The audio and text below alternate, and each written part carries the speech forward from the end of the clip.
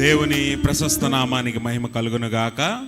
మన ప్రభువు ప్రియ రక్షకుడైన యేసు ప్రభుల వారు యవన బిడ్డలైనటువంటి ప్రిన్స్ అలాగే ప్రైజీ ఇరువురిని కూడా జత చేయటానికి సమస్తాన్ని సిద్ధపరిచాడు. అందుని బట్టి మొదటిగా తండ్రి అయిన దేవుని కృతజ్ఞతాస్తుతులు చెల్లిస్తూ మరింత మంచి పరిశుద్ధ వివాహ కార్యక్రమంలో దైవ సందేశాన్ని అందించడానికి దేవుడు నాకు ఇచ్చిన సమయాన్ని బట్టి దేవునికి వందనాలు చెల్లిస్తూ, అలాగే నన్ను ప్రేమతో వివాహానికి ఆహ్వానించిన మా మావయ్య రెవరెండ్ జీవి రత్నం గారికి, అలాగనే వేదిక మీద ఉన్న యాజక సమూహం అంతటికి కూడా ప్రభుపేట వందనాలు తెలియజేస్తున్నాను.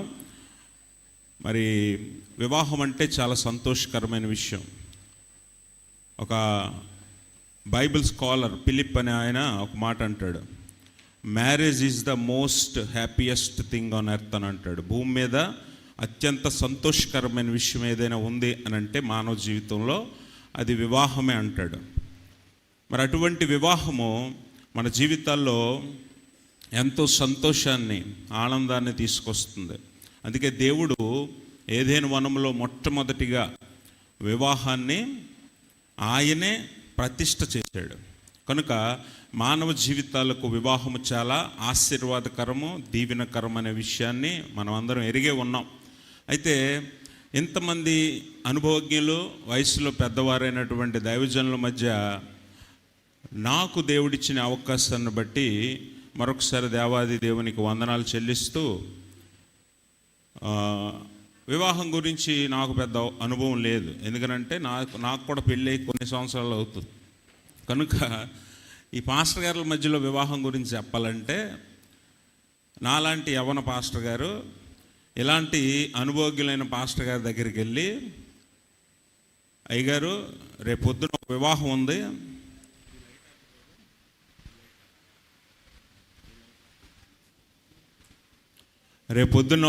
ఉంది, వివాహం ఎలా చేయాలో నాకు చెప్పండి అని అడిగాడంట ఒక పాస్టర్ గారు, యవ్వన పాస్టర్ గారు. అప్పుడు ఇలాంటి అనుభవజ్ఞులైన పెద్ద పాస్టర్ గారు, దైవజనులైన పాస్టర్ గారు ఏమన్నారంటే, ఏం లేదు బాబు, వివాహ కార్యక్రమం ఒక ఆర్డర్ ఉంటుంది కదా, ఈ ఆర్డర్ను ఫాలో అవ్వు. ఆర్డర్ను ఫాలో అవుతున్న క్రమంలో ఒకవేళ పొరపాటున ఎప్పుడైనా మధ్యలో నువ్వు ఏదైనా మర్చిపోతే ఏం చేస్తావనంటే, బైబిల్ దేవుని వాక్యం కాబట్టి ఈ బైబిల్లో నీకు ఏ వాక్యం గుర్తుంటే ఆ వాక్యం చెప్పన్నాడు. ఒకవేళ మధ్యలో వివాహం చేసే క్రమంలో ఎక్కడైనా నువ్వు బ్లాంక్ అయిపోతే అప్పుడు నువ్వేం చేయాలట, పరిశుద్ధ గ్రంథంలో ప్రతి మాట దేవుడిదే కాబట్టి నీకు గుర్తొచ్చిన వాక్యం చెప్పి కంటిన్యూ చేసే, ఈలోపు నీకు ఏదో ఒకటి గుర్తొస్తుందని చెప్పాడంట పాస్టర్ గారు, సీనియర్ పాస్టర్ గారు. చెప్తే ఈ యవ్వన దైవజనుడు వివాహం చేస్తున్నాడు, పెళ్లి కొడుకుని పెళ్లి కూతురు ముందుకు పిలిపించారు. మరికొద్ది క్షణాల్లో వెడ్లాక్ పడాలి, అంటే తాళి కట్టాలి. కట్టే ముందు పాస్టర్ గారికి సడన్గా ఏదో ఆలోచన వచ్చి మొత్తం మైండ్ బ్లాంక్ అయిపోతే ఏం చెప్పాలో తెలియలేదు. చెప్పాలో తెలియకపోతే కరెక్ట్గా తాళి కడుతున్న సమయంలో పాస్టర్ గారికి ఒక వచనం గుర్తొచ్చిందంట. అదేంటనంటే, తండ్రి వీరు ఏం చేస్తున్నారో వీరు ఎరుగురు గనుక వీరిని క్షమించండి అన్నాడంట. నిజంగా ఇది నవ్వుకోవటానికి బాగుంది, కానీ most of the people don't know what they are doing while they are getting married. వివాహము చేసుకునే చాలామంది యవనస్తులు ఈరోజు ఏం చేస్తున్నారో తెలియకుండా వివాహంలోకి అడుగు పెట్టేస్తున్నారు.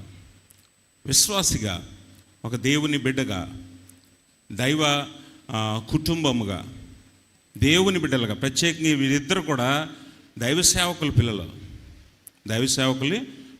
మరి దైవ సేవకుల పిల్లలుగా వాక్యము ఎరిగే ఉన్నారని నేను అనుకుంటున్నాను. ఎందుకంటే ప్రిన్స్ గురించి నాకు తెలుసు, ప్రైజీ గారి తండ్రి గారు పాస్టర్ గారు నాకు తెలుసు, కానీ ప్రైజీ నేను ఎప్పుడు చూడలేదు. ప్రిన్స్ గురించి నాకు తెలుసు, ఎందుకంటే ప్రిన్స్ నేను మా మామయ్య దగ్గర చాలాసార్లు సంఘ పరిచర్య కార్యక్రమంలో పాలు పంపులు పొందిన సందర్భాలు ఉన్నాయి. చిన్నప్పటి నుంచి ప్రిన్స్ ఆర్కెస్ట్రా మ్యూజిషియన్గా, కీబోర్డ్ ప్లేయర్గా చాలా ఆసక్తి కలిగిన వాడు, తెలివైన వాడు, అలాగే చదువుల్లో కూడా ముందు ఉంటాడు. వాళ్ళ నాన్నకి చిన్నప్పటి నుంచి ఒక హెల్పర్గా, మంచి సహాయకుడిగా ప్రిన్స్ ఉండడం నేను చూశాను. అలాగే నాకు తెలిసి ప్రైజీని కూడా మరి దైవ సేవకులు ఆనంద్ గారు అలాగే పెంచుంటారు తప్పకుండా. కాబట్టి వీరిరువురు వివాహంలోకి అడుగు పెట్టడం అనేది చాలా సంతోషకరమైన విషయం. ఇలాంటి సంతోషకరమైన విషయంలో మరొకసారి తెలిసినా కూడా, వాక్యం ఎరిగిన వారైనప్పటికీ కూడా, వారికంటే కొంచెం పెద్దవాడిగా, కొంచెమే అన్నాను ఎందుకంటే వాడికి నాకు పెద్ద గ్యాప్ ఉండదు కాబట్టి, కొంచెం పెద్దవాడిగా, దైవజనుడిగా, ఒక శ్రేయోభిలాషిగా కొన్ని మాటలు నేను చెప్పి ముగిస్తాను. ఎందుకంటే వివాహం అనగానే అన్నిటికీ సమయం ఉంటుంది కానీ మోస్ట్ ఆఫ్ ది టైమ్స్ వాక్యానికి ఉండదు. ఒకవేళ పాస్టర్ గారులు అందరూ దైవజనులే కాబట్టి వాక్యమే ముందు ఉండాలని వాక్యానికి అవకాశం ఇచ్చినా వినేవారు ఉండరు. కాబట్టి పెళ్ళిలో ఎప్పుడు కూడా వాక్యం ఎవరికి చెప్పుకోవాలి? పెళ్లి కొడుకు పెళ్లి కూతురికి. ఎందుకంటే వారు లాక్ అయిపోయి ఉంటారు, ఎట్టే వెళ్ళలేరు కాబట్టి వాళ్ళకే చెప్పాలి.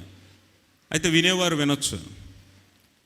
ఎందుకనంటే మనం వివాహంలోనికి అడుగు పెడుతున్నామంటే, లేదా మన బిడ్డలు వివాహంలోనికి నడుస్తున్నారు అని అంటే, దేవుని వాక్యమును ఎరిగిన వారై వివాహ బంధము గురించి దేవుని వాక్యం ఏం చెప్తుందో తెలుసుకొని అందులోకి అడుగు పెడితే నిజంగా మన వివాహ బంధం లేదా వీరి వివాహ బంధము నిజంగా సంతోషకరమైన విషయంగానే మారుతుంది. ఈరోజు సోషల్ మీడియాలో మీరు ఓపెన్ చేస్తే పెళ్లి మీద జోక్ లేకుండా ఏ జోక్ ఉండదు.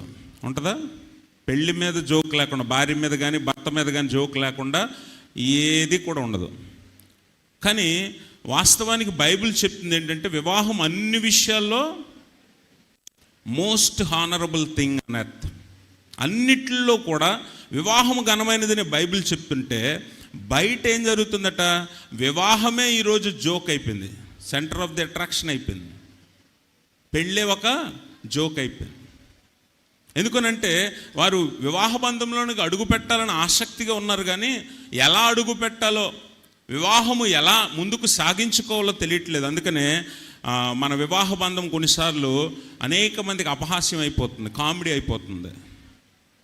అందుకనే వివాహము దేవుని బిడ్డలుగా, క్రైస్తవులుగా వివాహంలోకి అడుగు పెడుతున్న ప్రిన్స్ అలాగే ప్రైజ్ ఇరువురు కూడా తెలుసుకోవాల్సింది ఏంటి అని అంటే, దేవుని వాక్యం చెప్తుంది కొన్ని జాగ్రత్తలు తీసుకొని మనము వివాహ బంధంలోనికి నడిస్తే నిజంగా మన వివాహము భూమి మీద అత్యంత సంతోషకరమైన విషయంగా మారుతుంది. అందుకని ఆ వివాహాన్ని దేవుడు ఆశీర్వదించాడు. వారిని ఇరువురిని ఏదైనా తోటలో ఆదాము అవ్వల్ని ఇద్దరిని కూడా ఆశీర్వదించి ఫలింపచేశాడు. అలాగా మీ వివాహము కూడా ఆశీర్వదించబడుతుంది, ఫలించబడుతుంది అన్న సత్యాన్ని ఈరోజు నేను మీకు జ్ఞాపకం చేస్తున్నాను. కాబట్టి ఇద్దరు కూడా వాక్యాన్ని ఎరిగిన వారు కనుక, దేవుని పరిచర్యలో ఉన్నవారు కనుక, కొద్ది గొప్ప ఇద్దరు తండ్రులైనటువంటి సేవకుల మధ్యలో ఉన్నారు కాబట్టి సహకారం అందించే ఉంటారు కనుక, వాక్యాన్ని బాగా ఎరిగి ఉన్నారు కనుక నేను ఒక 4 మాటలు చెప్పి వెంటనే ముగించేస్తాను, ఎక్కువ టైం కూడా తీసుకోను. మొట్టమొదటిగా వివాహం అనేది కట్టబడాలి కదా. కట్టబడాలి అని అంటే, జత చేయబడాలి అని అంటే, ఏదైనా సరే anything on this earth should be built on something. అంటే ఏదైనా ఒక దాని మీద కట్టబడాలి. ఒక బిల్డింగ్ అవ్వచ్చు, లేకపోతే ఒక చర్చ్, ఏదైనా సరే కట్టబడడానికి కింద ఒకటి కావాలి, విచ్ ఈస్ కాల్డ్ ఫౌండేషన్. అంటే పునాది అనేది ఉండాలి. ఆ పునాది లేకపోతే ఎంత పెద్ద బిల్డింగ్ కట్టినా కూడా నిలవదనే విషయం మనందరం ఎరిగి ఉన్నాం. మత్తయి సువార్తలో యేసు ప్రభువు వారు చెప్తాడు కదా, బండ మీద ఇల్లు, ఇసుక మీద ఇల్లు గురించి. కాబట్టి మనము ఒక పునాది మీద వివాహ బంధాన్ని కట్టాలి. అలా కట్టడానికి 4 స్తంభాలు అవసరం అట. ఈ 4 స్తంభాల్లో మొట్టమొదటిది ఏంటంటే లవ్. ఏంటది? ప్రేమ అనేది. ఎందుకంటే ఇప్పుడున్న జంజీలు ఎవరిల్లు? Generation Z. అంటే మనకు ఎవరికి తెలియదు వీళ్ళ మైండ్ సెట్స్ ఎలా ఉంటాయో, వీళ్ళ ఆలోచనలు కానీ లేకపోతే వీళ్ళ పనులు కానీ ఎలా ఉంటాయో ఎవరికి తెలియదు. జనరేషన్ జెడ్ వీళ్ళకి అర్థం అవ్వాలంటే, ఇప్పుడు మొన్న ఇందాక పెళ్ళికి వచ్చే ముందు 10 నిమిషాల ముందు కూడా ప్రిన్స్ స్టేటస్ పెట్టాడు, ప్రీ వెడ్డింగ్ షూట్ స్టేటస్ పెట్టాడు. అంటే అంత ఫాస్ట్గా ఉన్నారు వీళ్ళు. అంటే విషయం ఏంటంటే ఇరువురి మధ్య ఆ అవినాభావ సంబంధం ఉంది. అయితే అది ఎలాంటి ప్రేమగా ఉండాలి అని అంటే, చదువుకున్న ఎఫెసీ పత్రికలో యేసు ప్రభు వారు సంఘము ఎలాగుందో అలాంటి ప్రేమ ఉండాలని అంటాడు. అలాంటి ప్రేమ ఉండాలి, ఆ ప్రేమతో మీరు కట్టబడాలి. It is one of the pillar of your marriage. అంటే వివాహానికి ఇది ఒక మంచి స్తంభంగా ఉందన్న విషయాన్ని ఈ లేఖనంలో మనము జ్ఞాపకం చేసుకోవాలి. అంటే ప్రేమ అనేది ఎలాంటి ప్రేమ? చాలాసార్లు ప్రేమ గురించి అంటే ప్రేమ అనేది it becomes very cheap word in this world. అంటే భూమి మీద మనం అందరం వాడే మాట, అత్యంత సులువుగా వాడే మాట, ప్రతిదానికి వాడే మాట ప్రేమ. కానీ బైబిల్ చెప్తున్న ప్రేమ అది కాదు. For this world love is a feeling, but according to God love is a giving. అంటే మనం లోకంలో చూసే ప్రేమ అంతా కూడా ఫీలింగ్ అనమాట, భావం. అందుకని ప్రేమ మారిపోతుంటుంది. ఈరోజు ఒక అమ్మాయి మీద పుట్టింది అనుకోండి, రేపు ఇంకొక అమ్మాయి మీద పుట్టొచ్చు. లోక ప్రేమ ఇది కదా. కానీ దేవుని ప్రేమ ఎలాంటిది అని అంటే it is giving, by nature it is giving. అంటే ఈ ప్రేమ అనేది ఇవ్వటం గురించి మాట్లాడుతుంది దేవుని ప్రేమ. That is called agape. ఈ ప్రేమ అగాపే. అందుకనే ఎఫెసీ పత్రికలో అపోస్తలుడైన పౌలు ప్రత్యేకంగా భార్యాభర్తల మధ్య ప్రేమను క్రీస్తుకి సంఘానికి ఉన్న ప్రేమతో ముడిపెట్టి మాట్లాడతాడు. అందుకనే if it is necessary Christ gave his life for church అంటాడు. అంటే క్రీస్తు సంఘము కొరకు తన ప్రాణం పెట్టాడు అంటాడు. అంటే ప్రిన్స్ లేదా ప్రైజీ ఇద్దరు కూడా ఎలాంటి ప్రేమతో కట్టబడాలంటే, ఒకవేళ అవసరమైతే ఒక్కరికొకరు తన సమస్తాన్ని వదులుకునేంత ప్రేమించుకోవాలి. ఈ ప్రేమే అగాపే ప్రేమ. అన్కండిషనల్ లవ్ అంటారు దీన్ని. అన్కండిషనల్ లవ్ అంటే ఉదయం ఒకలాగా, మధ్యాహ్నం ఒకలాగా, సాయంత్రం ఒకలా ఉండదు. ఇప్పుడు ప్రైజీకి ఏదైనా ఒక చీర చూసిందనుకోండి, ఏదైనా చీరో నగలో చూసిందనుకోండి, అది కావాలని ప్రిన్స్ని అడుగుతుంది. ప్రిన్స్ డబ్బులు లేవు అన్నాడు అనుకోండి, ప్రేమ మారిపోద్దా? విచ్ ఈస్ కాల్డ్ ఫిలియో లేదా ఎరోస్ అంటే గ్రీక్లో చెప్తున్నాను నేను. ఎరోస్ అంటే a love between wife and husband. ఈ లోక సంబంధమైన భార్యాభర్తల మధ్య ఉండే ప్రేమను ఎరోస్ అంటాం. ఇది కాదు. దేవుడు చెప్తున్న భార్యాభర్తల మధ్య ప్రేమ ఎలా ఉండాలట? అగాపే. అంటే అన్కండిషనల్. ఉదయం ఎలా ప్రేమించావు మధ్యాహ్నం అలాగే ప్రేమించాలి, మధ్యాహ్నం ఎలా ప్రేమించావు రాత్రి అలాగే ప్రేమించాలి. కాబట్టి ఆ ప్రేమతో ప్రేమించమంటాడు. అందుకని ఒక ఆయన అంటాడు, a good marriage can be happen between A blind wife and deaf husband అంటాడు. అంటే ఒక మంచి వివాహం ఎవరి మధ్య జరుగుతుందట? ఒక గుడ్డి భార్య మధ్య, ఒక చెవిటి భర్త మధ్య. ఎందుకనంటే భార్య అన్నీ చూడకూడదు, భర్త అన్నీ వినకూడదు కదా. అలా ఉండాలి. కనుక దేవుని వాక్యం చెప్తున్న ప్రేమ ఎలాంటిదంట? ఇది అగాపే ప్రేమతో మీ మధ్య మీ వివాహం కట్టబడాలి. ఇది ఒక పిల్లర్. రెండవది ఏంటి అంటే, రెండవది ఫెయిత్, విశ్వాసం. విశ్వాసం అంటే కనబడకపోయినా నమ్మగలిగేది, కనిపించకపోయినా నమ్మగలిగేది. హెబ్రీ పత్రికలో చెప్తాడు, విశ్వాసం అన్నది రాబోచున్న వస్తువుల యొక్క ఛాయ, వాటి యొక్క నిజస్వరూపం అంటాడు. కాబట్టి ఫెయిత్ అనేది ఎలాంటిదనంటే, ఒకరి మీద ఒకరికి ఎలాంటి నమ్మకం, విశ్వాసం ఉండాలంటే ఇద్దరు ఏకమనస్కులై ఉండాలట. ఇద్దరు కూడా ఎలా ఉండాలి? ఏకమనస్కులై ఉండాలి. అంటే అందుకనే ఆదికాండంలో దేవుడు మాట్లాడుతూ అంటాడు, భార్యాభర్తల మధ్య బంధం ఎలా ఉండాలి అంటే, that a man leaves his parents and cleaves his wife అంటాడు. లీవ్స్ అంటే తల్లిదండ్రులను వదిలేయమని కాదు. లీవ్స్ అంటే తల్లిదండ్రులను వదిలేయమని కాదు. అందుకే దేవుడు చాలా జాగ్రత్తగా తన మాటలు పరిశుద్ధ గ్రంథంలో రాయించాడు. లీవ్స్ అంటే వదిలిపెట్టమని కాదు, కానీ రెస్పెక్ట్ యువర్ పేరెంట్స్. తల్లిదండ్రులను సన్మానిస్తూ నీ భార్యను ప్రేమించాలి. పురుషులారా మీ భార్యలను ప్రేమించండి. కాబట్టి లీవ్స్ అంటే తల్లిదండ్రులని గౌరవిస్తూ వారికి చేయవలసిన ధర్మం చేస్తూ వీరిరువురు కూడా హత్తుకోవాలి. హత్తుకోవడం అంటే ఏంటో తెలుసా? క్లీవ్స్ అనే మాటకి హెబ్రీ భాషలో ఏముందంటే దబక్ అని ఉంది. హెబ్రీ భాషలో దబక్ అనే మాట ఉంది. దబక్ అంటే it involves with emotional and physical and spiritual commitment. అర్థమైంది మీకు? ఆత్మీయ, శారీరక, మానసిక తీర్మానంతో కలవాలి. ఇద్దరు కూడా జత చేసుకోవడం అంటే అది.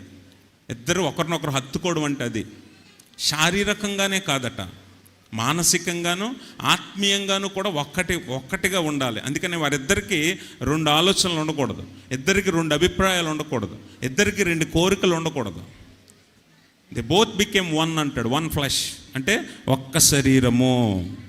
ఒక శరీరానికి 2, ఒక శరీరానికి 2 ఆలోచనలు కానీ 2 అభిప్రాయాలు కానీ ఉండవు కదా. అలాగా భార్యాభర్తలు ఒకటిగా కట్టబడాలంటే ఏక విశ్వాసం ఉండాలి, ఒకే విశ్వాసం. ఇద్దరు కూడా క్రీస్తు నామంలో కట్టబడిన వారై, క్రీస్తు మీద ఆధారపడిన వారై ముందుకు వెళ్ళాలి విశ్వాస జీవితంలో. అదే వారి విశ్వాసానికి లేదా వారి వివాహానికి ఆశీర్వాదకరమైన 2వ స్తంభము. ఇది 2వది.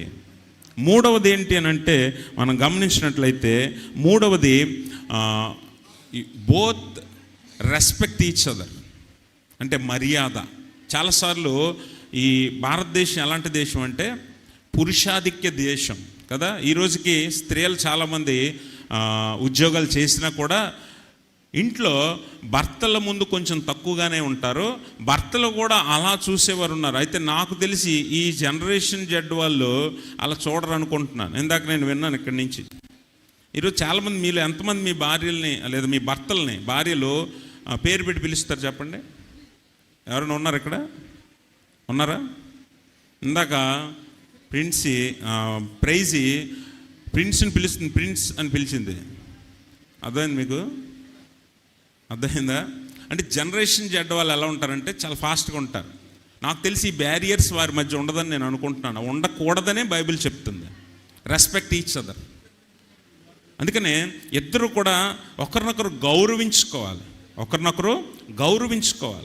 ఆమె ఆలోచనలు ప్రిన్స్ గౌరవించాలి, ప్రిన్స్ ఆలోచనలు ప్రైజీ గౌరవించాలి. ఇరువురి కోరికలు ఒకరి కోరికలు ఒకరు తెలుసుకోవాలి. ఈరోజు భార్యాభర్తలు ఎలా ఉన్నారంటే వారు స్టేటస్ చూసి, స్టేచర్ చూసి, బ్యాక్గ్రౌండ్ చూసి వివాహాలు చేసుకుంటున్న యవన బిడ్డలు చాలామంది ఉన్నారు. ఇప్పుడు అవతల వారికి ఎంత ఆస్తి ఉందో తెలుసుకొని పెళ్లి చేసుకునేవారు చాలామంది ఉన్నారు. కానీ అవతల వారి మనసులో ఏముందో తెలియదు చాలామందికి, భార్యాభర్తలకి. చాలామంది భార్యాభర్తలు అలా ఉన్నారు తెలుసా? చాలామంది ఉన్నారు అలాగా. నువ్వు బ్యాక్గ్రౌండ్ తెలుసుకోకూడదు, ఇన్నర్ గ్రౌండ్ తెలుసుకోవాలి. అంటే హృదయంలో ఏముందో నీ భార్య హృదయంలో నువ్వు తెలుసుకో, నీ భర్త హృదయంలో ఏముందో నువ్వు తెలుసుకో. అది గౌరవించుకోవడం అంటే ఇద్దరికిద్దరు. ఆ గౌరవం మీ మధ్యలో ఉండాలని దేవుని వాక్యము తెలియజేస్తుంది. అందుకనే దేవుని వాక్యం అంటది, భార్య దొరికిన వానికి ఏం దొరికిందట? ఓ పాస్టర్ గారు అలాగే ఒక యవన కుర్రోడిని, పెళ్ళైన కుర్రోడిని పిలిచి చదవమంటే భార్య దొరికిన వానికి మేలు దొరికిందని చదవబోయి మేకు దొరికిందని చదివాడంట. మేకేముంటుంది? మేకు వల్ల లాభం ఏంటి? మేకు ఎక్కడుంటే అక్కడ గుచ్చుకుంటూ ఉంటుంది కదా. చాలామంది భార్యలు అలా ఉన్నారు భర్తలకి. అది వివాహానికి లేదా పరిశుద్ధ గ్రంథానికి విరుద్ధం. అందుకని దేవుని వాక్యం అంటే భార్య దొరికిన వానికి మేలు దొరికింది, యెహోవా యందు భయభక్తులు కలిగిన స్త్రీ కొనియాడబడుతుందని వాక్యం తెలియజేస్తుంది. కాబట్టి ప్రైజీ అలాగే ప్రిన్స్ ఇద్దరు కూడా ఒకరినొకరు గౌరవించుకుంటూ, అందుకనే 31వ అధ్యాయము సామెతల గ్రంథంలో స్త్రీ గురించి మాట్లాడుతూ ఆమె నోరు విప్పితే తన భర్తకు గౌరవం వచ్చేలా నోరు విప్పుతుందంట. ఎప్పుడు పడితే అప్పుడు నోరు విప్పదు స్త్రీ. అలాగే పురుషుడు కూడా తన భార్యను గౌరవిస్తాడు. ఎవడు తన శరీరాన్ని ద్వేషించుకోడు. కానీ మరి శరీరంలో సగభాగమైన నీ భార్యను నువ్వు ద్వేషిస్తున్నావు లేదా తక్కువ చేసి మాట్లాడుతున్నావు అంటే నిన్ను నువ్వు తక్కువ చేసుకున్నట్టే కదా. కాబట్టి ప్రిన్స్ అలాగే ప్రైజ్ ఇద్దరు కూడా తెలుసుకోవాల్సింది ఏంటంటే, నీ భర్తను నువ్వు ఎంత గౌరవిస్తే నీ గౌరవం అంత పెరుగుతుంది, నీ భార్యను నువ్వు ఎంత గౌరవిస్తే నీ గౌరవం అంత పెరుగుతుంది. కాబట్టి ఇద్దరు ఒకరినొకరు గౌరవించుకోవాలని దేవుని వాక్యం తెలియజేస్తుంది. అంటే ఈ గౌరవంలో ఏముంటుందంటే ఆనెస్టీ ఉంటుంది, ట్రస్ట్ ఉంటుంది, అలాగే బిహేవియర్ ఉంటుంది. బిహేవియర్ ఎలాగా నువ్వు నీ భార్య పట్ల ప్రవర్తిస్తున్నావని కదా. అందరూ ఉన్నప్పుడు ఒకలా ప్రవర్తించి ఎవరు లేనప్పుడు నువ్వు ఇంకొకలా ప్రవర్తించకూడదు. ఎప్పుడైనా నీ భార్య అంటే నీకు గౌరవమే ఉండాలి. ఆ గౌరవాన్ని నువ్వు మెయింటైన్ చేయాలి. పరిశుద్ధ గ్రంథం చెప్తున్న మాట అది. ఏమండి మీరు గమనించారా? సంఘం అనగా మనందరినీ దేవుడు అంటున్నాడు, మీరు వధువు సంఘము. ఏ సంఘము? వధువు సంఘం. ఇందులో మీరు అందరూ ఉన్నారు. మనందరం ఎవరం అసలు? రోమపత్రిక 6:23లో 3:23లో ఒక మాట చదువుతాం. ఏ భేదం లేదు, అందరూ పాపం చేసి దేవుడు అనుగ్రహించి మహిమను పొందలేకపోతున్నాం. We are all sinners. మనలాంటి వారి కోసం దేవుడు తన ప్రాణాన్ని పెట్టాడు, పరలోకాన్ని విడిచి భూమి మీదకి వచ్చాడు. అంటే ఎంత గౌరవిస్తున్నాడు సంఘాన్ని. యేసుక్రీస్తు ప్రభువుల వారి సంఘాన్ని ఎంత ప్రేమిస్తున్నాడు, ఎంత గౌరవిస్తున్నాడు. He laid his life for church. క్రీస్తు కోసం, సంఘం కోసం క్రీస్తు ప్రాణమే పెట్టాడు. అవసరమైతే ప్రిన్స్ తన భార్యకు ఎక్కడి నుంచి, ఎందుకంటే వీరిద్దరు ఒక శరీరం, ఎక్కడి నుంచి ఒక కొత్త కుటుంబం. కాబట్టి ఇక్కడి నుంచి అవసరమైతే నీ భార్య కొరకు, తన భవిష్యత్తు కొరకు, మీ భవిష్యత్తు కొరకు, మీ వివాహ బంధం కొరకు నువ్వు అవసరమైతే ఎంతకైనా ముందుకు వెళ్ళాలి, ఎంతవరకైనా ముందుకు వెళ్ళాలి. భర్త అంటే ఎవరు? భరించేవాడు. అన్నీ భరించాలి, అన్నీ భుజాన వేసుకోవాలి.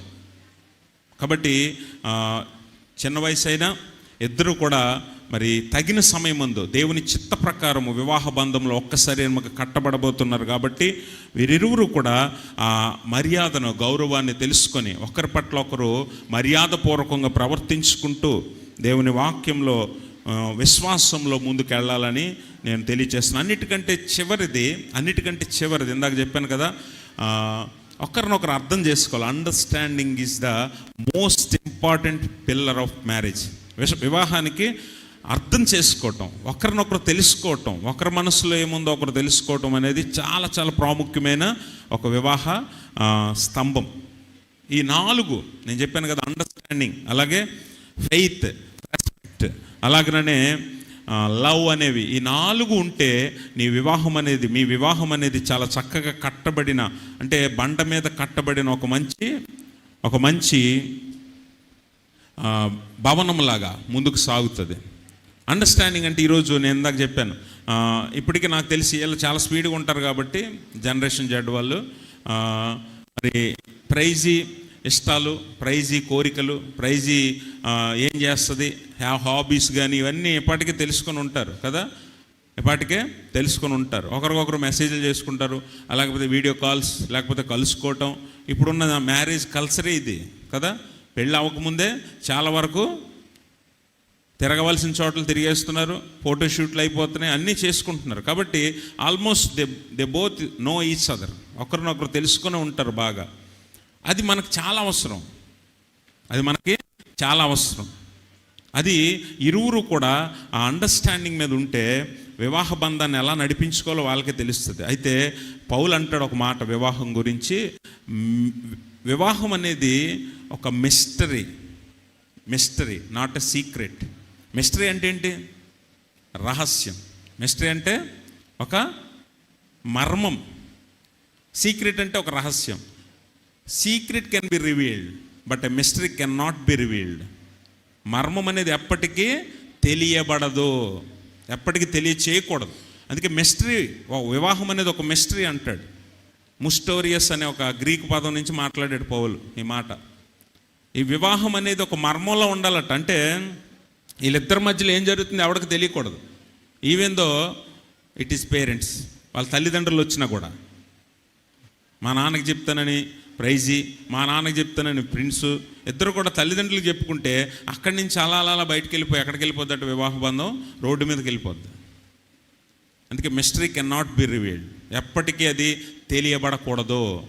అందుకని భార్యాభర్తలు ఎలా ఉండాలట? హత్తుకొని ఉండాలి, గట్టిగా పట్టుకొని ఉండాలి. అంటే వారిరువురి మధ్య గాలి కూడా వెళ్ళకూడదు, గాలి కూడా ప్రవేశించకూడదు. మూడో మనిషి వెళ్ళాడు అనుకోండి, మీ వివాహం మీ చేతిలో ఉండదు, ఇంకా రోడ్డు మీదకి వస్తుంది, బయటకు వస్తుంది. అప్పుడే మీ వివాహ బంధం ఒక హాస్యాస్పదం అయిపోద్ది, అనేక మందికి ఒక సాధారణంగా అందరూ మాట్లాడుకునే ఒక టాపిక్లో ఉండిపోద్ది మీ వివాహం. అందుకే అలాగా మీరు ఎప్పుడు చేయకూడదు. వివాహం అనేది ఒక మిస్టరీ, మీ ఇద్దరి మధ్యలో ఉండాలి. ఏం జరిగినా ఏదైనా సరే. ఎందుకనంటే ఇంతమంది పాస్టర్ గారులు ఉండి వివాహకర్త ఉన్నారు, అలాగే మరి నడిపించే అధ్యక్షులు ఉన్నారు, ఇంకా పెద్ద పెద్ద పాస్టర్ గారులు ఉన్నారు. వీళ్ళందరూ చేస్తుంటే పెళ్ళి చాలామంది ఏమనుకుంటారంటే ఇంతమంది దైవ సేవకుల మధ్య పెళ్లి జరిగింది అనుకుంటారు. కానీ no, the only mediator is Christ. క్రీస్తు మాత్రమే వీరిరువురికి మధ్యవర్తి. క్రీస్తు మాత్రమే వీరిరువురికి మధ్యవర్తి. అందుకే ఇద్దరికి ఏదైనా గొడవ వచ్చింది అనుకోండి, ఫస్ట్ వాళ్ళ నాన్న దగ్గరకో వీళ్ళ నాన్న దగ్గరకో పాస్టర్ గారి దగ్గరకో పెద్దల దగ్గరికి వెళ్ళకూడదు. క్రీస్తు దగ్గరికి వెళ్ళి వారు మొరపెట్టుకోవాలి, లేదా వారి ఇరువురు కలిసి దేవునితో మాట్లాడాలి. అప్పుడు వారు ఎలా ముందుకెళ్ళాలో వివాహ బంధంలో దేవుడు నేర్పిస్తాడు. కనుక వివాహ బంధాన్ని ముందుకు నడిపించడానికి అందుకే దేవుడు చాలా జ్ఞాని, సర్వజ్ఞాని, omniscient. God is a omniscient, అంటే సర్వజ్ఞుడు. అందుకే వివాహాన్ని నెలకొల్పేటప్పుడు బయట నుంచి తేలేదు. భార్యని ఎక్కడి నుంచి తెచ్చాడు? బయట నుంచి తీసుకురాలా, పురుషుల్లో నుంచే ఒక భాగాన్ని తీసాడు. ఎందుకో తెలుసా? అక్కడ హెబ్రీ మాట ఒకటి ఉంటుంది, అజార్ అని ఉంటుంది. అజార్ అంటే ఈక్వల్ అండ్ అపోజిట్ హెల్పర్, సాటి అయిన సహకారి అంటాం కదా. ఆ మాటకి ఏంటట? అజార్ అని ఉంటుంది హెబ్రీ భాషలో. అంటే equal and opponent, opposite helper. అంటే నువ్వు చేయకూడని పని చేసావు అనుకో, ప్రిన్సి ఆపుతుంది. ఎందుకనంటే దేవుడు ఆ గుణం పెట్టాడు స్త్రీలలో. అందుకే చాలామంది భర్తలు సైలెంట్గా ఉంటారు. ఎందుకు? చాలామంది భర్తలు పెళ్ళి కాకముందు ఎక్కడెక్కడ తిరిగి ఎప్పుడెప్పుడు ఇంటికి వచ్చినా పెళ్ళి అయిన తర్వాత సమయానికి వస్తారు. ఎందుకో తెలుసా? ఆపోజిట్ హెల్పర్ ఇంట్లో ఉంది. టైంకి రావాలి, ఇంట్లో అవసరతలు చూడాలి. ఆ ఆపోజిట్ ఈక్వల్ హెల్పర్ని స్త్రీగా చేశాడు దేవుడు. అందుకనే ప్రైజీ అలాగే ప్రిన్స్ ఇద్దరు కూడా ఒకరినొకరు సహకరించుకుంటూ, అవసరమైతే ఒకరి తప్పులు ఒకరు ఎంచుకుంటూ, ఇద్దరు కూడా సరిదిద్దుకుంటూ క్రీస్తులో అడుగులు వేసి ముందుకెళ్తే your marriage will be the most happiest thing. కాబట్టి మీ వివాహం అటువంటి ఆశీర్వాదకరంగా, దీవెనకరంగా మారాలని దేవుడు మధ్యవర్తిగా ఉండి మీ ఇరువురిని జత చేసి ఒక్క శరీరముగా కట్టి జీవిత పర్యంతము మీకు తోడై ఉండి నడిపించాలి. అలాగనే మరి చక్కని సంతానంతో దీవించబడిన క్రైస్తవ కుటుంబంగా దేవుడు మిమ్మల్ని ఆశీర్వదించాలని కోరుకుంటూ, కొద్ది నిమిషాల్లో జతపరచబడబోతున్న నూతన వధూవరులైనటువంటి ప్రిన్స్ అలాగే ప్రైజీ ఇరువురికి కూడా శుభాలను, ఆశీర్వాదాలను తెలియజేస్తూ కొద్ది మాటలు నేను ముగిస్తున్నాను. దేవుడు ఈ మాటలు మన వినికిడిలో దీవించును గాక. ఆమేన్. ఎంత మంచి అవకాశం ఇచ్చిన మావయ్య గారికి, అలాగే అధ్యక్షుల వారికి, అలాగే ఇక్కడ ఉన్న దైవజనులందరికీ ప్రత్యేకమైన వందనాలు తెలియజేస్తూ thank you all. God bless you.